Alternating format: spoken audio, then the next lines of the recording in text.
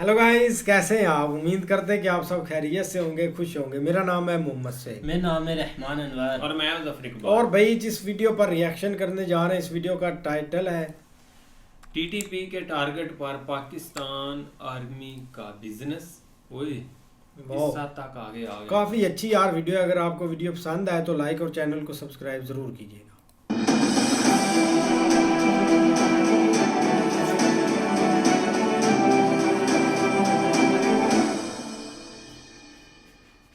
इस वीडियो में बताई गई सारी जानकारी पब्लिक प्लेटफॉर्म पर उपलब्ध है। इसमें ऐसी कोई जानकारी नहीं दी गई है जिससे हमारे सुरक्षा बलों की गोपनीयता भंग होती है। डिफेंस डिटेक्टिव सेना का सम्मान करता है और उन्हीं जानकारियों के आधार पर काम करता है जो सार्वजनिक रूप से मौजूद है।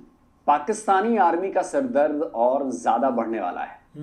पाकिस्तानी आर्मी की कमर टूटने वाली है क्योंकि टीटीपी ने अब पाकिस्तान आर्मी की दुकानदारी पर हमला करने का ऐलान कर दिया है। समझ रहे हैं, दुकानदारी पर। नमस्कार दोस्तों, डिफेंस डिटेक्टिव के एक और नए एपिसोड में आप सभी का स्वागत है। मैं हूं आलू। दोस्तों, आप सोच रहे होंगे कि पाकिस्तानी आर्मी की दुकानदारी भला क्या चीज है। असल में पाकिस्तानी आर्मी दुनिया की इकलौती ऐसी आर्मी है जो अपने देश की सिक्योरिटी कम और अपने जो उनके जनरल हैं, आर्मी चीफ हैं या बाकी जो अधिकारी हैं, ऑफिसर्स हैं, उनकी तिजोरी भरने के लिए बिजनेस ज्यादा करती है। लेकिन अब तहरीक तालिबान पाकिस्तान ने पाकिस्तानी आर्मी के बिजनेस को निशाना बनाने का ऐलान कर दिया भाई। इसके साथ ही पाकिस्तान के प्रधानमंत्री शहबाज शरीफ और उनके परिवार को भी टीटीपी ने धमकी दे डाली है। लेकिन मुख्य मुद्दा यह है कि पाकिस्तानी आर्मी का कारोबार अब खतरे में है। इस खबर ने आसिम मुनीर की नींदें उड़ा दी हैं। इस खबर ने बड़े बड़े पाकिस्तानी जनरलों के पैरों के नीचे से जमीन खिसका दी है। इस खबर ने पाकिस्तानी आर्मी के ऑफिसर्स के रिटायरमेंट प्लान को खतरे में डाल दिया है। और वो खबर है पाकिस्तान और पाकिस्तानी आर्मी की नाक में दम करने वाली टीटीपी का एक और ऐलान ये कि अब टीटीपी केवल आर्मी के पोस्ट और उसके कॉन्वॉय को ही निशाना नहीं बनाएगी, बल्कि पाकिस्तानी आर्मी के बिजनेस पर भी टारगेट करेगी। देखिए, यह है वो खबर। अल जजीरा की इस खबर की हेडलाइन देखिए, लिखा है Taliban threaten military run businesses amid rising violence. यानी पाकिस्तानी आर्मी के साथ बढ़ती झड़प को देखते हुए पाकिस्तानी तालिबान ने सेना के संचालित कारोबार को निशाना बनाने की धमकी दी है। यह खबर आई कहां से वो भी बताता हूं। देखिए, यह है टीटीपी का वो स्टेटमेंट। यह स्टेटमेंट ओरिजिनली उर्दू में है, तो जो लोग उर्दू पढ़ सकते हैं वो ये समझ जाएंगे कि इसमें क्या लिखा है। लेकिन हिंदी जानने वालों के लिए मैंने इसका गूगल ट्रांसलेटर की मदद से हिंदी अनुवाद कर दिया है। अब देखिए, ऊपर लिखा है मोहम्मद खुरासानी तहरीक तालिबान पाकिस्तान। नीचे की हेडिंग है सैन्य आर्थिक संस्थाओं को निशाना बनाने के संबंध में तहरीक तालिबान पाकिस्तान का बयान। इस स्टेटमेंट में टीटीपी ने साफ लिखा है कि उसका टारगेट केवल पाकिस्तान की सुरक्षा एजेंसियां हैं और अब वो पाकिस्तानी आर्मी की कमाई के मुख्य स्रोत पर हमला करेगी। टीटीपी के इस स्टेटमेंट में उन कंपनियों के नाम भी बताए गए हैं जो उसकी हिट लिस्ट में हैं। इसमें NLC, FWO, Fauji Cement, Askari Bank, Fauji Fertilizer, Askari Cement, Pakistan Ordnance Factory के नाम है। टीटीपी ने आम लोगों से इन कंपनियों में किए गए अपने इन्वेस्टमेंट को भी निकाल लेने का अल्टीमेटम दिया है। इसके साथ ही इन कंपनियों के सामानों को भी 2 महीने में बेचकर खत्म करने के लिए कहा गया है। 2 महीने बाद जिन दुकानों में पाकिस्तानी आर्मी की फैक्ट्रीज के सामान मिलेंगे, उन दुकानों को जलाने की धमकी दी गई।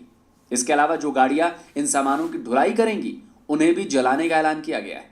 जम्मू कश्मीर के डीजीपी रहे एसपी वैद्य ने टीटीपी की इस धमकी को पाकिस्तानी आर्मी के लिए बहुत बड़ी मुसीबत बताया है।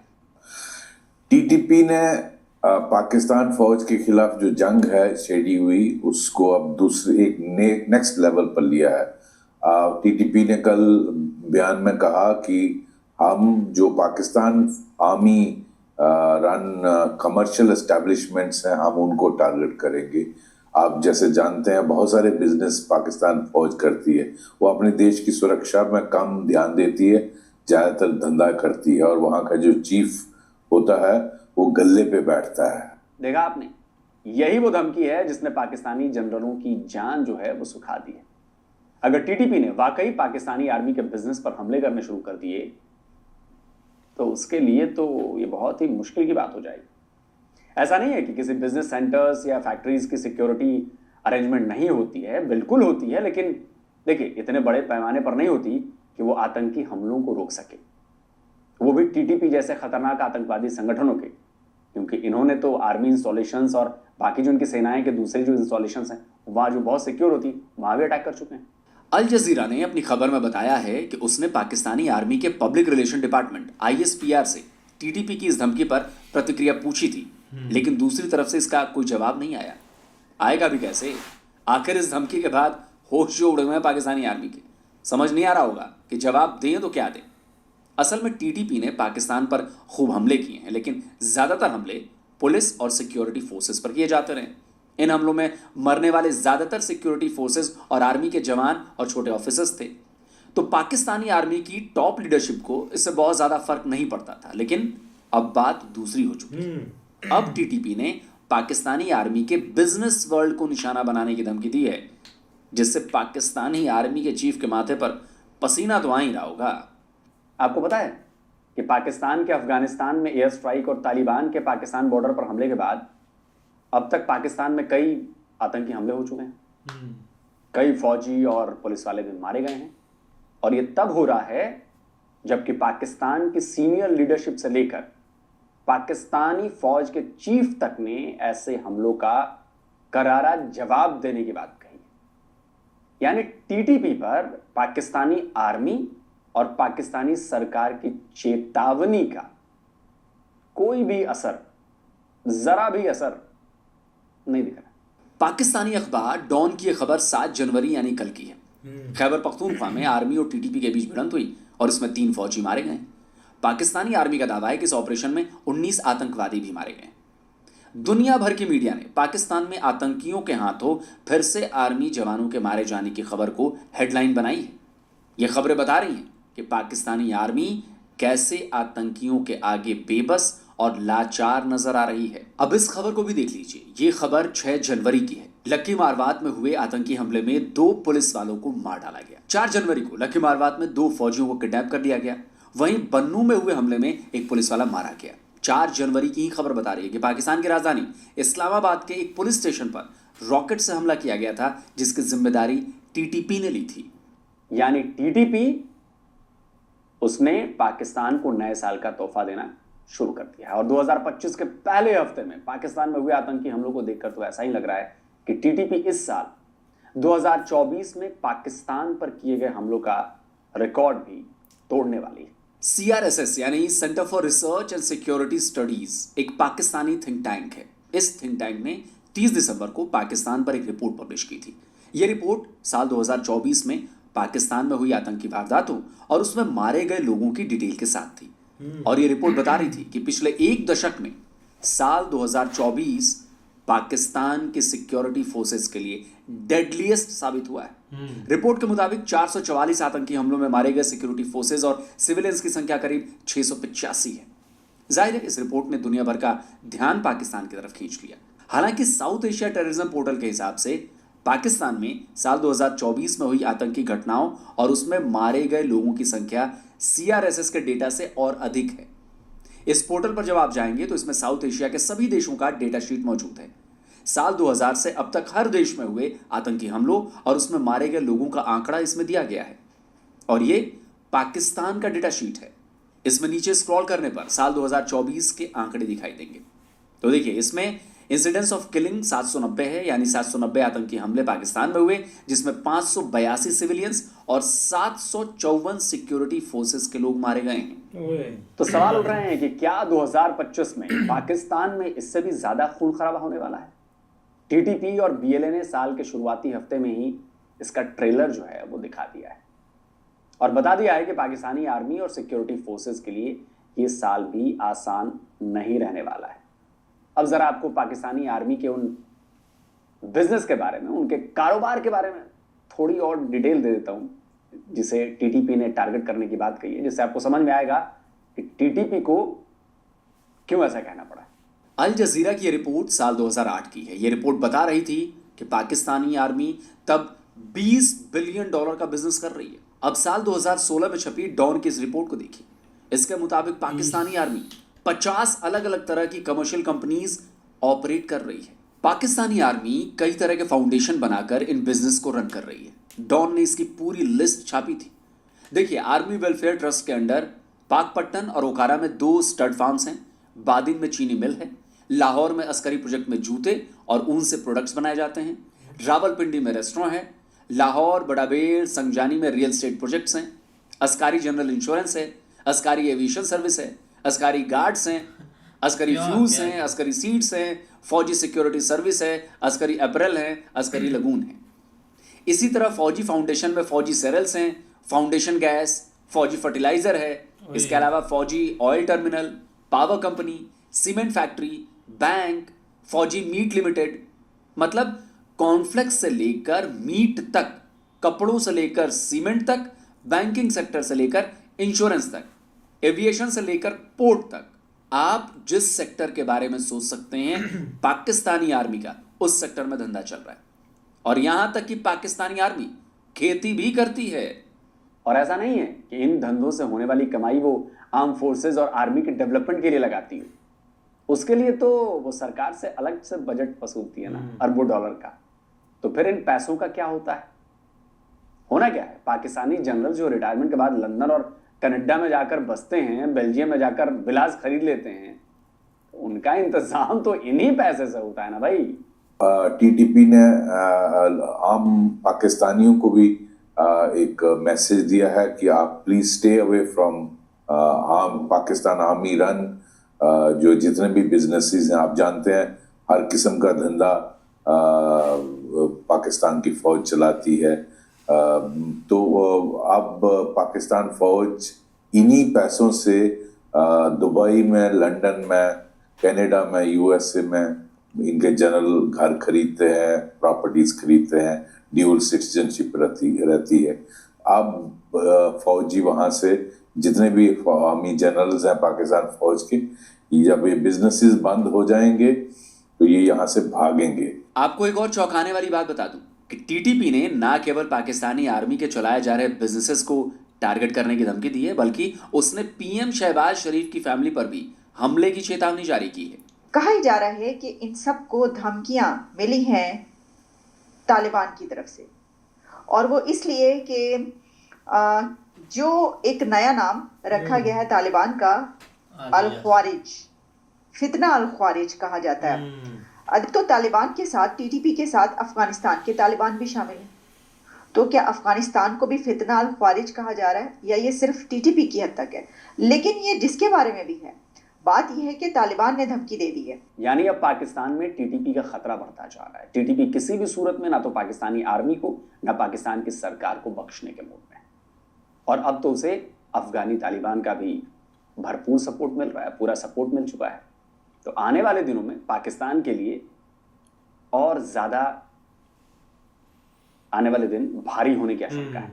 पाकिस्तान के साथ दिक्कत यह है कि टीटीपी के खिलाफ अफगानिस्तान में घुसकर हमला करने का मतलब तालिबान से सीधी लड़ाई मोल लेना, और पाकिस्तान ये जानता है कि ऐसा करना उसके लिए कितना खतरनाक साबित हो सकता है।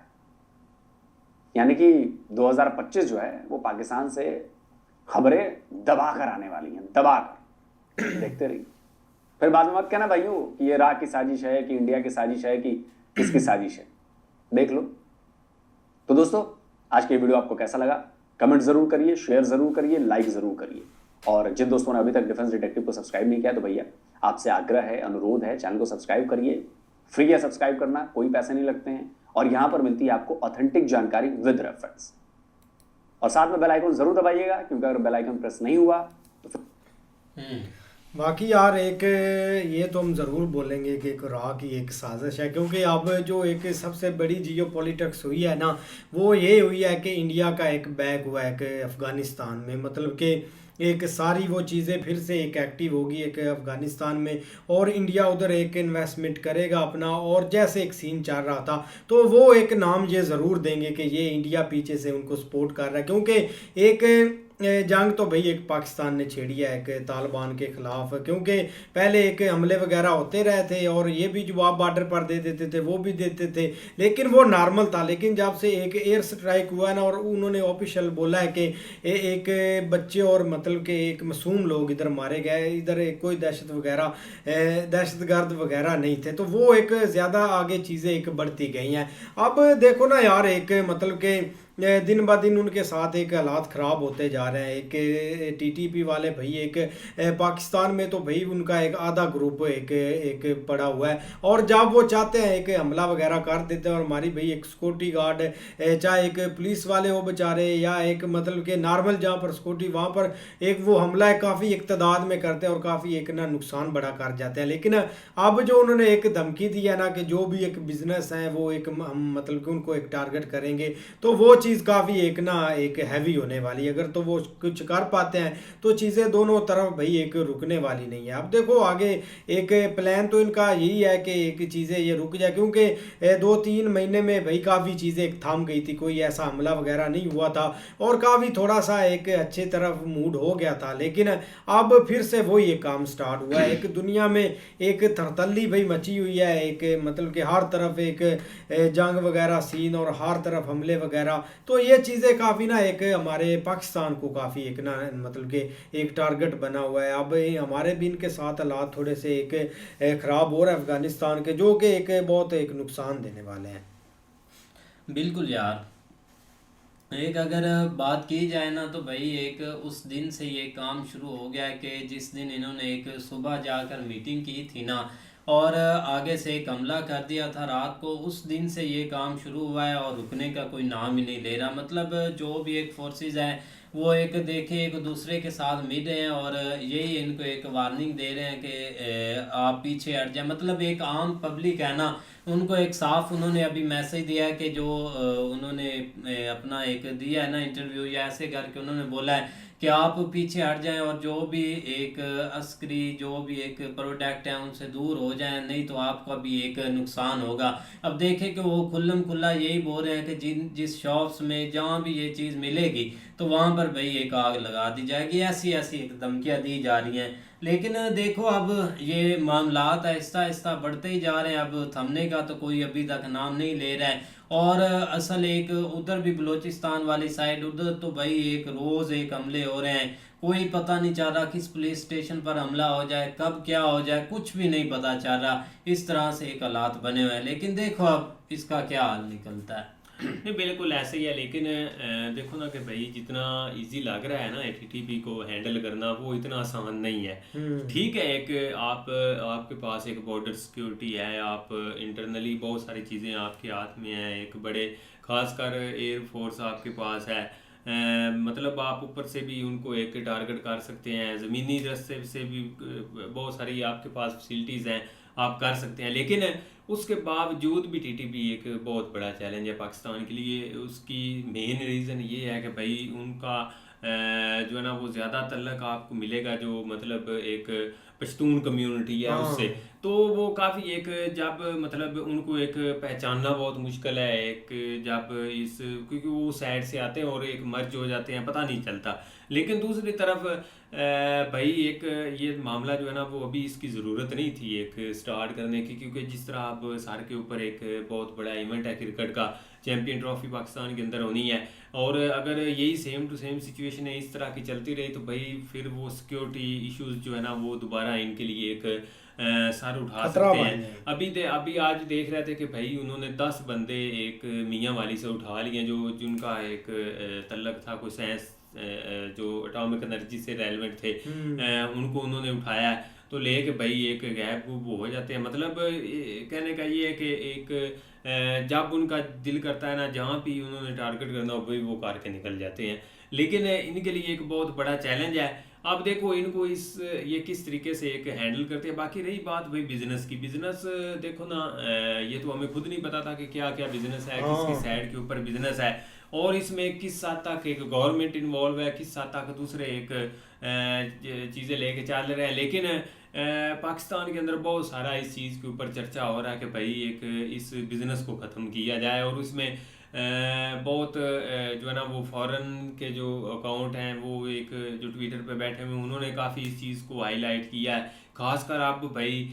जो एआई के थ्रू एक वीडियोस या एक फ़ोटो बना के लोगों के सामने लेके आ रहे हैं ना, उससे काफ़ी लोगों को इस चीज़ की अवेयरनेस हो रही है। पहले तो किसी को पता ही नहीं था, लेकिन बाइकआउट और एक उसको एक जल्दी ख़त्म करना ये इतना आसान नहीं है। देखो ना, एक बहुत बड़ी ताकत है, उसके साथ उसको इतनी जल्दी ख़त्म करना बहुत बड़ा चैलेंज, क्योंकि एक इंटरनल जब स्पोर्ट हो तो तब इस तरह की चीज़ें। लेकिन ज़ाहिर बात है भाई, जब एक घर के अंदर बात आ जाए तो फिर सारा मुल्क इकट्ठा ही हो जाता है। अब देखो कि कोई भी कंट्री है ना, चाहे अपोजिशन जिस तरह की भी हो, लेकिन जब मुल्की सालमियत का बात आ जाती है ना तो फिर भाई मुल्क सारा इकट्ठे। आपके सामने एक अफ़गानिस्तान का ये जब सीन शुरू हुआ है, पहले चाहे इन्होंने शुरू किया या उन्होंने बाद में स्टार्ट किया है, तो पहले कुछ और एक व्यूज़ थे लोगों के, लेकिन जब थोड़ा मामला बढ़ने लगा तो ये पाकिस्तान के अंदर से आवाज़ें भी भाई हम ये बर्दाश्त नहीं करेंगे कि अफ़गानिस्तान। लेकिन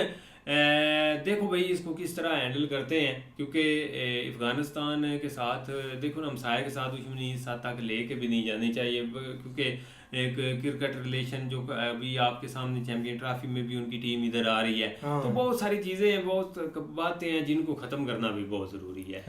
बाकी यार एक काफ़ी अच्छी वीडियो थी। अगर आपको पसंद आए तो वीडियो को लाइक और चैनल को सब्सक्राइब ज़रूर कीजिएगा।